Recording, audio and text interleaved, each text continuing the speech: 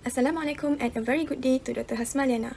We are from Group 2 and the title of our presentation is Proteomics, which is a type of Omics technology. Let me introduce our group members. We have Nur Aida, Nur Aisyah, Lamzizian and Shalini.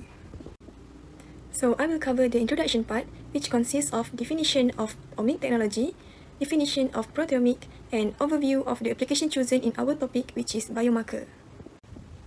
Definition of Omics technology. Omics come from the word om, which is a Greek word, and omics are derivation of the suffix om, which means whole, all, or complete. And Omics technology is a branch of biotechnology that study the structure and function of a biological function's entire makeup at various levels, including the molecular gene level. And due to the recent advent of highly parallel assays, it is now possible to monitor the behavior of many variables instead of one variable. This is the sum of the level of Omic technology, which is genomics, the study of genes, proteomics, the study of protein, metabolomics, the study of metabolism, transcriptomics, the study of mRNA, glycomics, the study of carbohydrate, and lipomics, the study of lipid. This is definition of proteomic. It is a study of the systematic identification and quantification of the complete complement of protein for an organism, which is called as proteome. Because protein change in response to many conditions, proteome is a dynamic, adapting to new challenges and environment. And the function of proteomic is to detect the protein expression patterns at a given time in response to a specific stimulus, and also to determine the functional protein networks that exist at the level of the cell, tissue, or whole organism. This is an overview of biomarker. First, definition. Biomarker usually refers to a disease-related proteins or biochemical indicator. The first function of biomarker. Biomarker can be used in clinic to diagnose or monitor the activity of disease, prognosis, and development of the disease. The second function of biomarker is to guide the molecular target treatment or evaluation of the therapeutic response. One of the biomarker example can be used in medicine application as a traceable substance that is introduced into an organism as a means to examine organ function or other aspects of health. The example is prostate-specific antigen. Hi, I'm Norasha, and I will be presenting about why. So why proteomics technology is required? So proteomics used to investigate, first, when and where proteins are expressed, rates of protein production, degradation, and steady-state abundance, how proteins are modified, the movement of proteins between subcellular compartments, the involvement of proteins in metabolic pathway, and how proteins interact with one another.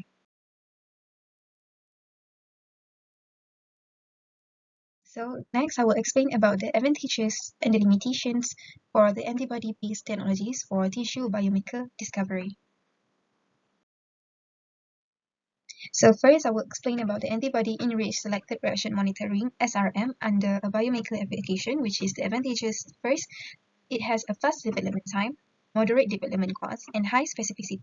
While for the limitation, it has a low sensitivity, relatively low throughput, and low spatial resolution. Next, we have immunohistochemistry (IHC), which is the advantages. It has a higher sensitivity, automated system, established in clinical practice, while for the limitation, it has a multiplexing, lower absolute quantification, and lower specificity. Lastly, we have reverse phase protein array, which is the first advantages. It has a high multiplexing option, low sample consumption, semi-quantitative. While for the limitation, they have low specificity, low sensitivity, and low spatial resolutions. So that's all from me. Hi, I'm Lamzizian, and I will discuss with you how the Proteomics technology is used for biomarker discovery applications, including the tool, procedure, and equipment used in the research. So now let us enter to the step in the biomarker research. So first we can see that it will have separated into three phases, which is the discovery phase, development phase, and the launch phase. In discovery phase, it will have the biomarker discovery and the verifications to know what kind of the biomarker is, and then enter the development phase is the assess the normal variations and the clinical development. Third phase is used to know the biomarker can be used or not. If the biomarker can use, we will enter the last phase, which is start to launch of the implementations. So now let's look on this slide, which is show the tool and equipment used for the biomarker discovery. The tool used is the Ingenuity Power Analysis KGG and HPT Power Database, Excalibur, International Protein Index, and the non-redacted NCBI and our Human Protein Database. These are the software used to undergo the validations, and the equipment used is the Surveyor HPLC with a C18 microprobe column and a thermovinegar LTQ linear ion trap mass spectrometer. This equipment is used to conduct the analysis. So now let us enter to our procedure of the biomarker discovery. First, we have to prepare a triple peptide, and the peptide will then eluted with gradient from 5 to 45% acetyl nitrate that is developed over 120 minutes and a flow rate of 50 microliter per minute into the equipment used, which is the spectrometer, and then we will collect the data in a triple plane mode. After we collect the data, we will need to use it to generate out the rapid list data by using the software.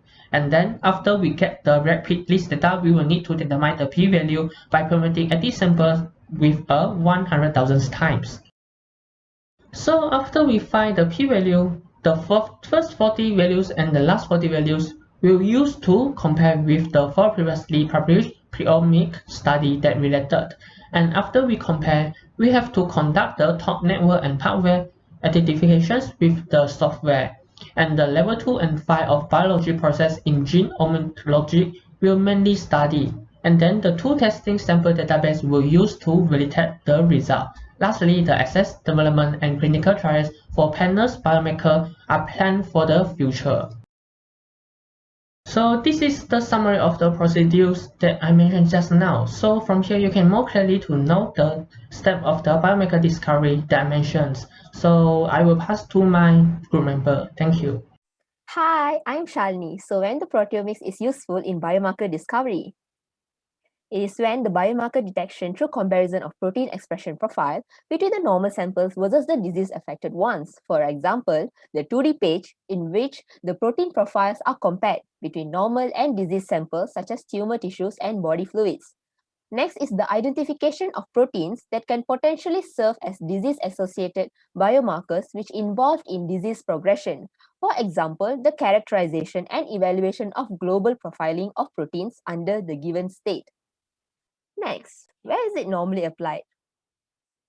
Let's look at the bubble of application. So firstly is early cancer detection using the biomarker. Next, identification of drug target and combinatorial therapy. And finally, personalized medicine. For example, breast cancer, multiple markers with higher specificity and sensitivity can improve the early detection of breast cancer. And then, for the identification of drug target and combinatorial therapy, firstly, identification of potential therapeutic targets, and then development of specific inhibitors. Then we'll have the tests where in vitro, in vivo, and then for the clinical trials. For example, the same breast cancer, which is overexpressed in the cancer cells by the human epidermal growth factor receptor, and then it is inhibited by the monoclonal antibodies, which is called Herceptin, and it will decrease the cellular proliferation.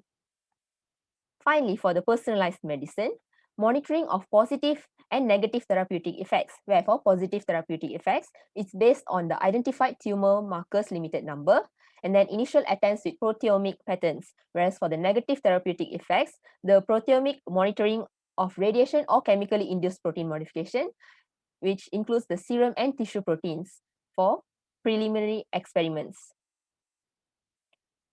And then, who is involved in the application?